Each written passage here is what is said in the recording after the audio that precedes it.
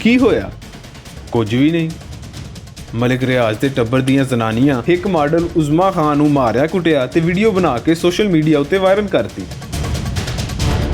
ਕੁਝ ਨਹੀਂ ਹੋਇਆ। ਕਿਉਂ ਜੇ ਮਲਿਕ ਰਿਆਜ਼ ਜੇ ਲੋਕ ਜ਼ਮੀਨਾਂ ਖੋਹ ਲੈਣ, ਬੰਦੇ ਮਰਵਾ ਦੇਣ ਜਾਂ ਕਿਸੇ ਦੇ ਸਿਰ ਦੀ ਚੁੰਨੀ ਲਵਾ ਦੇਣ, ਉਦੋਂ ਕੁਝ ਨਹੀਂ ਹੁੰਦਾ, ਕੋਈ ਫਰਕ ਨਹੀਂ ਪੈਂਦਾ। ਇੱਕ ਮਾਡਲ ਦੀ ਪਾਤੀ ਤਾਂ ਰੁੱਲੀ ਹੈ ਨਾ। ਮਲਕ ਸਾਹਿਬ ਨੋਟਾਂ ਦੇ 4 ਲਿਫਾਫੇ ਘੱਲ ਦੇਣਗੇ। ਕਾਨੂੰਨ ਤਾਂ ਪਹਿਲੋਂ ਹੀ ਅੰਨਾ ਹੈ। ਮਲਕ ਹੋਰਾਂ ਹਰ ਨਿੱਕੇ ਵੱਡੇ ਥਾਣੇਦਾਰ ਦੀਆਂ ਅੱਖਾਂ ਉੱਤੇ ਪੱਟੀ ਬੰਨੀ ਹੋਈ ਹੈ। ਮੀਡੀਆ ਵੀ ਅੰਨਾ ਹੈ, ਉਹਨੇ ਤਾਂ ਕੁਝ ਵੇਖਣਾ ਹੀ ਨਹੀਂ।